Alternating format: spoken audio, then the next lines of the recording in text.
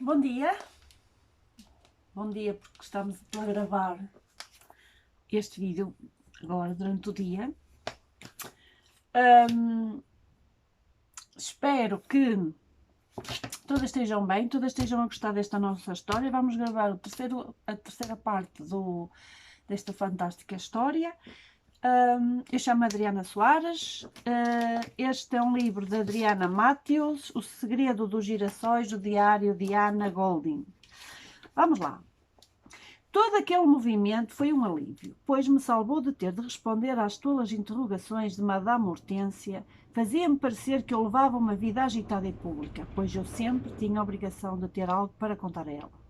Maria, percebendo o meu constrangimento, apressou-a, dizendo que realmente precisava ir. Ufa, graças a Deus, pensei comigo, porque não escolhe um dos modelitos, insistiu ainda na saída. Tenho tantos que acabaria tendo que dividir o meu espaço com eles. Entendo, mas realmente sei que não precisa do brilho das lantejoulas e paetês para ser feliz.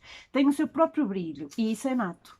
Disse isso num tom engraçado e baixo. Rimos todas ao mesmo tempo, pois não nos lembramos de que, certa vez, a senhora Del Prat encomendou um vestido que de tão espalhafatoso e reluzente mal dava para ver as suas caríssimas joias penduradas ao pescoço. Foi uma noite difícil aquela, pois minha madrasta chamou mais a atenção do que a noiva ou a própria rainha. A noiva era uma pupila de muita estima de Sua Majestade, por isso esta fez questão de estar entre as convidadas. A condessa só foi convidada por causa do seu título de nobreza, mas tinha de aparecer a todo custo. A rainha, ao vê-la, disfarçava educadamente e esquivava-se a cada proximidade da deusa do sol. Naquele dia, minha madrasta superou-se em seus exageros. Doía a vista de todos ao olhar para aquela figura brilhante. Meu pai e eu ficámos num canto distantes dela, é claro. Percebi seu constrangimento mediante tantos sussurros zombateiros. Já dentro da carruagem, não sabíamos se ríamos das lembranças reluzentes da condessa ou se nos deliciávamos dos sufixos de Madame Hortência. O dia estava lindo e o sol resolveu dar o ar da sua graça, naquela fria manhã de outono. Ao pegarmos a estrada, contemplámos a paisagem magnífica. Eu estava encantada. Tantas novidades que vinham surgir à beira do caminho. Conversámos muito sobre coisas banais do dia a dia. Não tocámos em assuntos que não nos eram convenientes ao espírito.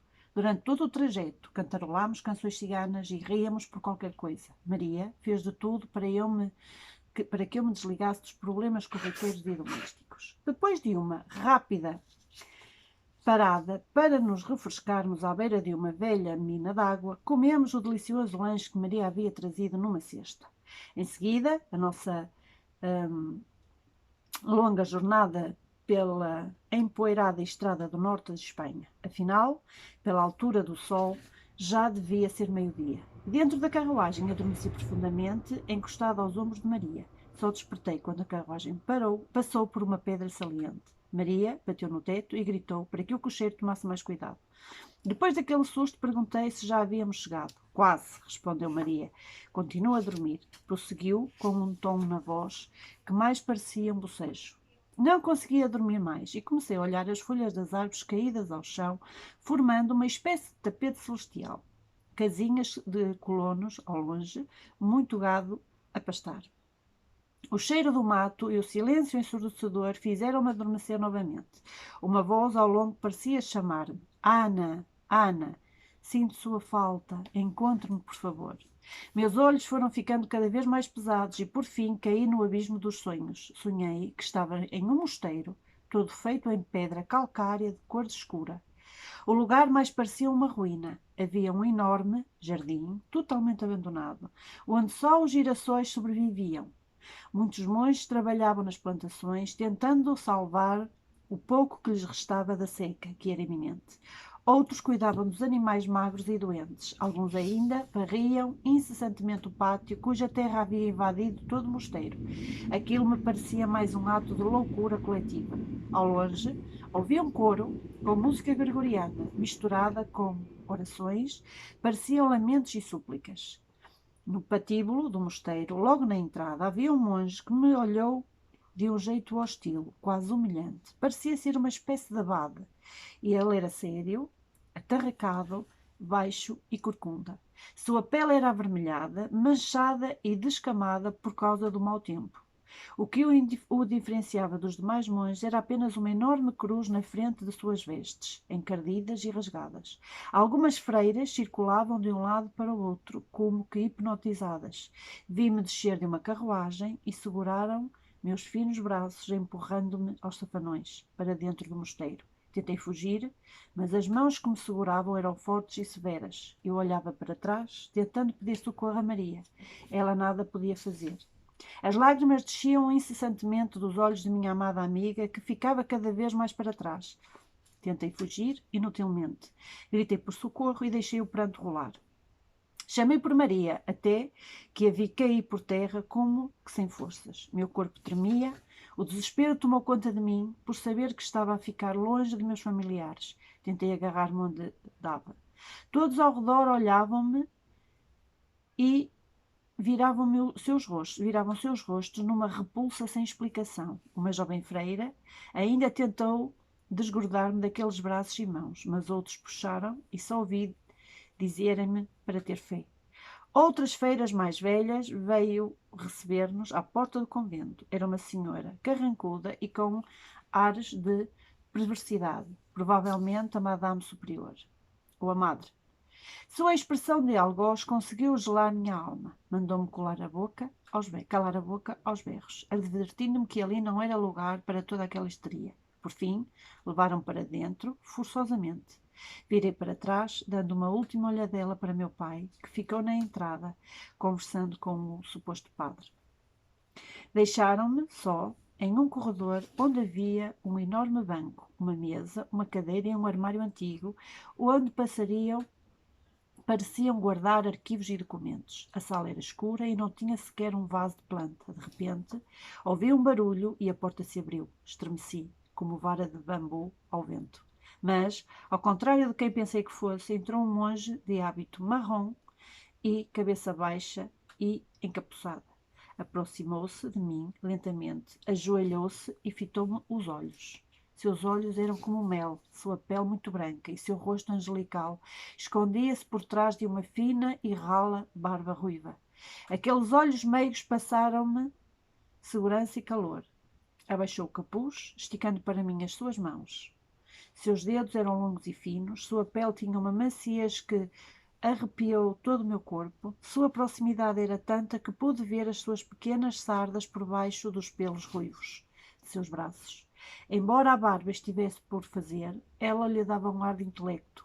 Seus traços eram finos e ele mais parecia um lord, e por certo era de origem inglesa ou holandesa. Fiquei gelada e catatónica, e cheguei a pensar ser um dos loucos que havia visto ao chegar. Mas ele me passou tanta paz e tranquilidade ao pegar novamente em minhas mãos, trêmulas e geladas, que novamente acalmei. Então, disse simplesmente: estou à sua espera há tanto tempo, Ana. Perdoa-me por tê-la deixado. Nunca mais nos separaremos, prometo. De repente, num piscar de olhos, estávamos sem mais nem menos num despenhadeiro onde se via todo o mar de Espanha, lindo e de um azul inigualável. A areia, muito branca, completava aquela paisagem. O vento soprava forte, como se estivesse me dizendo algo que eu não conseguia decifrar naquele momento. Podia sentir o cheiro da maresia nas minhas narinas. Fiquei muito agoniada com aquela sensação. Meus cabelos estavam soltos e voavam com as minhas vestes, toda em algodão, fino e transparente. Ele segurou minhas mãos e comecei a me sentir segura e feliz novamente, como nunca havia sentido antes em toda a minha vida. O vento era forte, demais e frio. A estranha sensação voltou. Tentei desesperadamente soltar as mãos das dele. O cheiro da maresia foi-se transformando em um cheiro de medo. Por fim, o monge soltou as minhas mãos e senti seus dedos desprenderem-se dos meus. Caminhou em direção ao despenhadeiro. Meu coração disparava ao ver a agonia em seus olhos. O brilho daquele olhar feliz tornou-se em súplica. O musgo viçoso daquele olhar agora era nada mais do que escuridão. De repente, a escuridão tomou conta de tudo ao meu redor e vozes tenebrosas cercaram-me. Ele me deu um sorriso, triste, com os lábios fechados. Virou-se de costas, caindo no despenhadeiro, gritando o meu nome num apelo desesperado. Seu corpo caiu nos rochedos e o mar revolto ficou batendo nele, já sem vida. Gritei, como louca, e percebi que eu não estava mais ali, que era só mais um sonho. Vozes chamavam-me, misturando-se ao barulho das ondas. Tudo começou a virar fumaça e acordei, suada, a chorar muito, com Maria ao meu lado, chamando-me. O que houve, filha? Perguntou Maria, passando as mãos no meu rosto, tentando enxugar as lágrimas que ainda desciam como fonte de tristeza. Entre soluços, disse-lhe: sonhei com o monge novamente, Maria, aquele dos meus sonhos de criança. Já fazia tanto tempo que não sonhava com ele. O engraçado é que sempre que estou a sonhar, sei que a qualquer momento irei acordar. Às vezes chego a ouvir os meus suspiros dormindo e até vejo o meu corpo em seu estado de repouso. Porque isso está a acontecer comigo de novo, Maria. Ele se matou? Pois o vi caindo no mar. Não consigo entender o que realmente houve com ele. Tentei salvá-lo, mas já era tarde demais, juro. Ele se foi muito rápido. Quem é ele, Maria? Por que esses sonhos incessantes? Maria aproximou-se minha cabeça do peito na tentativa de me acalmar, pois não estava a conseguir falar, apenas soluçava. Calma, querida, vamos resolver tudo isso hoje. Minha irmã Helena saberá ajudá-la. Não existe pessoa melhor neste mundo que entenda mais sobre este assunto que ela. Olhei-a, espantada. Pensei que fosse a senhora entender sobre estes assuntos. Não. Abandonei o meu povo e agora não faço mais nada além de pôr cartas e fazer os meus chás. Agora enxugue suas lágrimas. Chegamos ao nosso destino. Devemos nos preparar para descer com discrição. Afinal, não queremos que ninguém veja os seus olhos inchados. Ou vai querer que pense em coisas de uma menina tão fina? Embora soubesse que Maria só estava ironizando, não me incomodava nem um pouco com o que os outros pensavam sobre mim. Só queria uma explicação plausível para tudo o que estava a acontecer comigo. Queria que aqueles sonhos parassem logo e que eu pudesse dormir tranquilamente alguma vez na vida. Eram 6 horas da tarde quando parámos em frente a uma grande casa, toda feita de pedras escuras, com portinholas duplas e largas de madeira, pintadas com tinta azul envelhecida e desgastadas pelo tempo. Espero que estejam a gostar. Abriram-se de cima para baixo. As suas janelas eram estreitas e muito altas, dando a impressão de ser uma igreja. Alguns cipós teimavam subir por toda a parede do lado de fora, dando a ela um ar de casa medieval. Observei várias mulheres colocando suas roupas muito alvas nos grandes varais que estavam nas laterais. Outros trabalhavam em tiares e ainda teciam tapeçarias. Deixem-me só... aqui um errozinho ortográfico. E ainda teciam tapeçarias. Crianças corriam e gritavam como loucas, brincando umas com as outras, sujando-se de terra e de barro, sem ninguém para lhes privar a liberdade. Todas estavam tão ocupadas em seus afazeres que nem deram importância para a nossa chegada. Avistei um celeiro a uns 100 metros, onde deveriam guardar seus cavalos e outros animais de grande porte. Um pouco mais ao longe via-se um moinho d'água, com sua enorme pá gigante sem parar. E do outro lado havia uma mata fechada, que parecia guardar todos os segredos daquele povo misterioso. Animais domésticos circulavam por toda a parte. Árvores frondosas e gigantescas cercavam toda a casa. A mata, constituída por cedros, pinheiros, oliveiras e árvores frutíferas, formava uma cerca viva. Por fim, não dava para vê-la ao longe, ou mesmo da parte mais próxima da estrada. A própria floresta era um muro que guardava toda aquela beleza e simplicidade. Senti no ar uma grande manifestação de bondade e respeito em todos à minha volta, embora não tivessem manifestado seu interesse por nós. A energia era tão viva que quase a podíamos tocar. As flores do campo cercavam toda a casa. Um beiral de pedras, feito pelos moradores da floresta, cercavam um canteiro com ervas para chá, muito bem cuidado. O lugar era mesmo mágico, pois uma enorme paz tomou conta de mim assim que pisei lá. A terra era fértil e viam-se seus frutos, e muitos gatos circulavam por todo o lugar.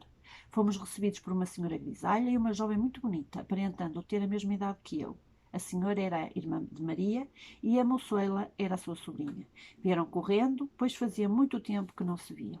Abraçaram-se com todo o calor fraternal. Seja muito bem-vinda à nossa humilde floresta, disse Dona Helena, olhando em minha direção. A mocinha apresentou-se, esticando a mão e dizendo: Meu nome é Bernadette e aquela é Helena, como já sabe, minha tia.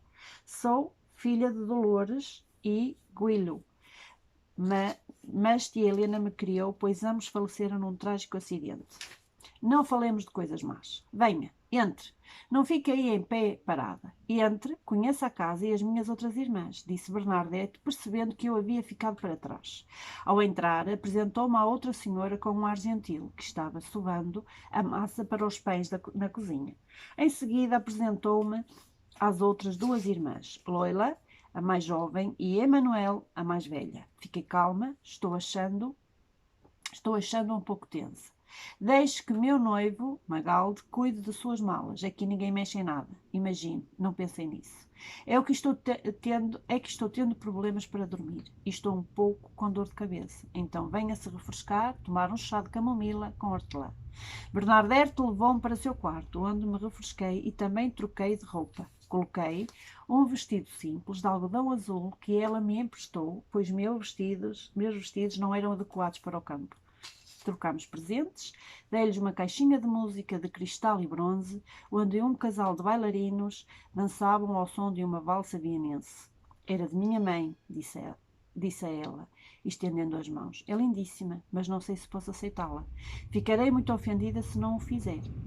Tenho a certeza que ficará perfeito na mesinha de cabeceira do seu novo quarto. E ela tem um segredo. Veja, mostrei-lhe uma abertura falsa no fundo. Poderá guardar suas economias aqui dentro sem que seu marido perceba. Ela corou e disse: Se é assim, abraçou-me e depois seguiu em direção ao criado mudo, de onde tirou um livro cujas páginas eram de papiro e a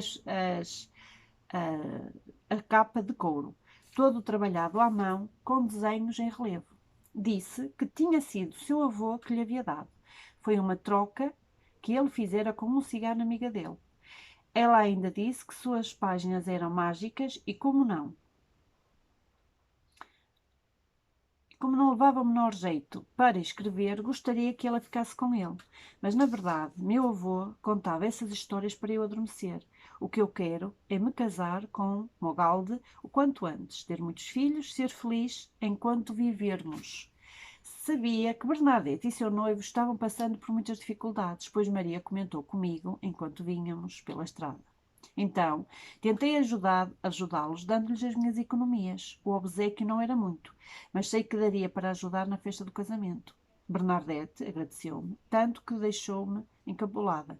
Sua vida não era nada fácil, mas, mesmo assim, não poupava esforços para me agradar. Emanuel, a irmã mais velha de Bernadette, veio-nos chamar para o jantar. Apressámo-nos a ir ao encontro de Maria e Helena. A mesa era toda de madeira bruta e 2 enormes bancos a cercavam. Muitas guloseimas nos esperavam. Durante o jantar, Dona Helena olhava demais para mim. Por fim falou. Fiquei sabendo do problema que a menina teve no passado. Olhei para Maria, com desaprovação, mas ela continuou. Não culpe Maria, ela fez o que era certo. Tem um dom lindo, menina. Tem o quê? Olhei para Maria, tentando receber uma resposta plausível. Maria me contou sobre os seus sonhos consequenciais e sobre tudo o que tem passado com a sua madrasta, mas também me falou da sua benevolência e humildade para com o próximo.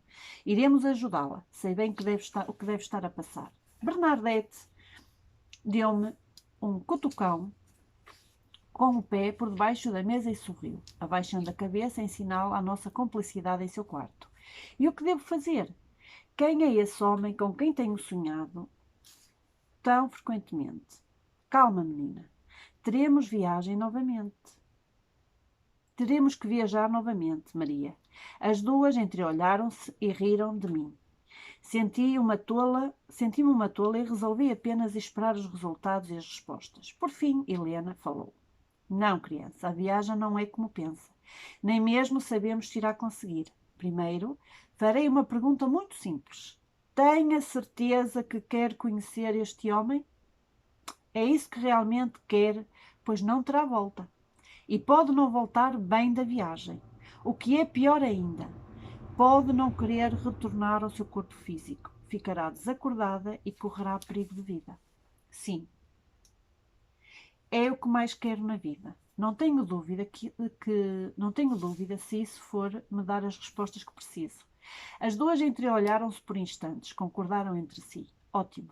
Então, não temos muito tempo a perder, por causa da curta estadia da menina aqui. Amanhã, bem cedo, começaremos com os preparativos, disse a dona Helena. Como assim? A senhora o conhece? Ele mora aqui? Quem é ele? Por favor, eu suplico, digam-me quem é ele. Foi inevitável, embora eu tivesse prometido a mim mesma calar a boca. Acalme-se, menina Ana. Uma pergunta por vez. Precisa saber que, embora não tenha a mínima ideia do que está a acontecer, essas respostas só podem ser dadas pelo seu coração. Com certeza, estão todas aí dentro. Todas as dúvidas, todas as ansiedades, só a menina tem as respostas. E com paciência, na hora certa, saberá responder, podendo até nos esclarecer também. Por certo, ele deve ter sido alguém muito importante para a menina. Tem alguma coisa que ainda está pendente. Esse espírito ainda continua interligado à menina.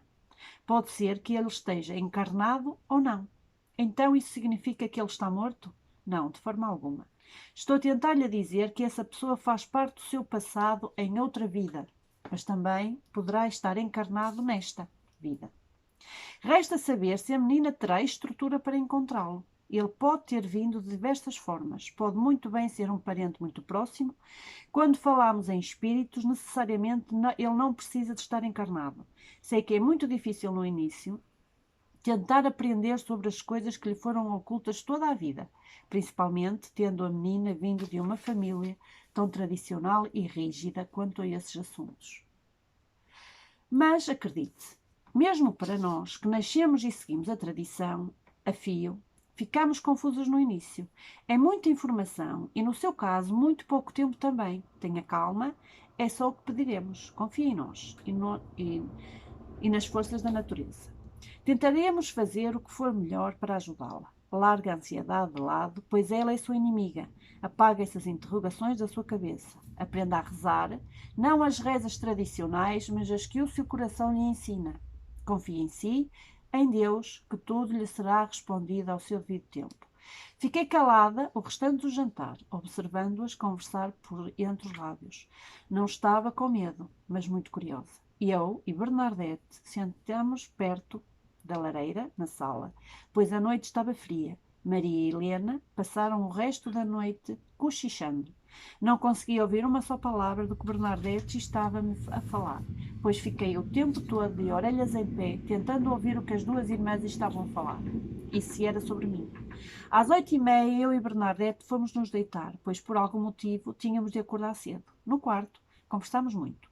Contou-me como conheceu Magalde. Era adorável ouvi-la, pois fazia o amor parecer uma coisa muito simples.